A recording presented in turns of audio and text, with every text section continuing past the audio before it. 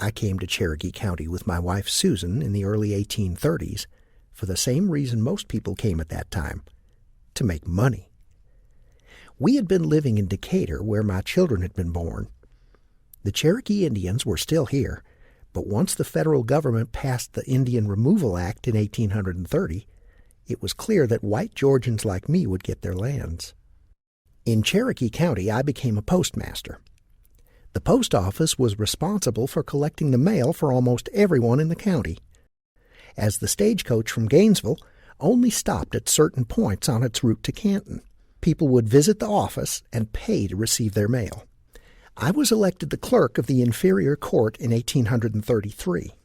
That year I also became one of Canton's first town commissioners. This was after the county had been divided. I invested in land and bought a gold mine. Thousands of miners were here at that time, sifting mud and digging for riches. Some would become famous. The man who founded Emory College, Ignatius A. Few, was here. His kinsman Samuel Candler was here, gold mining and serving as our sheriff, and Samuel Candler's son Asa would be the founder of the Coca-Cola Company. Another miner, John Gregory, later joined the miners headed west and uncovered gold riches in Colorado that put Denver on the map. Some of the most talented and ambitious Georgians at that time were right here in Cherokee County. As for me, I cared about more than just making a living. At Canton, I helped found a Baptist church in 1833 and a school called the Etowah Academy.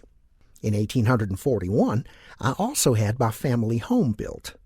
I paid local builder Mr. Barmore over $16 a month for 7 months to complete it.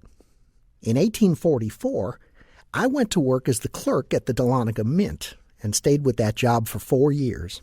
Joel Galt and I would send gold there from our gold lots occasionally to be assayed and then minted.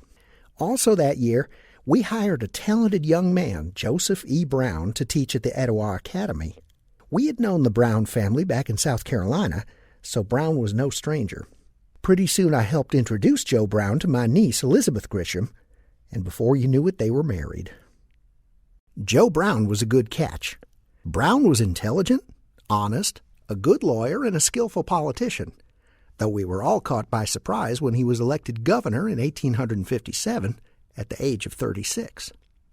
Before that happened, though, Joe Brown and I did some land deals together. The best one was when we owned land that became the site of the Canton copper mine, just a short distance from here.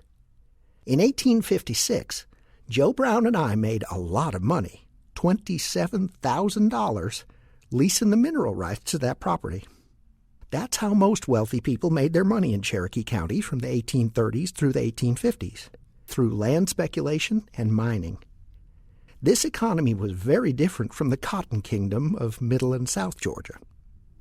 More recently, I worked in the patent office in Washington City. I visited the White House several times and was very impressed with the splendor of the building and furnishings.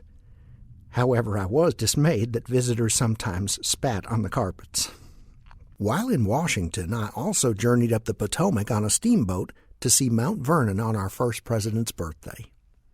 Now, just this past year, in 1860, the leader of the Northern Anti-Slavery Party, Abraham Lincoln, has been elected president of these United States.